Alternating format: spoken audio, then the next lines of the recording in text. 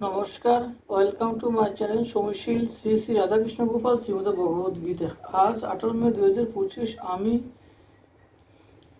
শ্রীমদ ভগবদ গীতার প্রথম অধ্যায়ের দশম শ্লোকের ব্যাখ্যার 13 পৃষ্ঠার কিছু অংশ পাঠ করছি।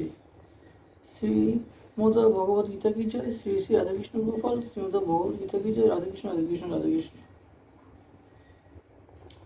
কৌরব সৈন্যদল যখন শঙ্খ ইত্যাদির ধ্বনি করে পাণ্ডব সৈন্যদলের উপর, তখন ওই শব্দের কোনো প্রভাব পড়ে না। কিন্তু যখন পাণ্ডব সৈন্যদের শঙ্খধ্বনি হয়, তখন সেই শব্দে দুর্যোধনাধির হৃদয় বিদীর্ণ হয়।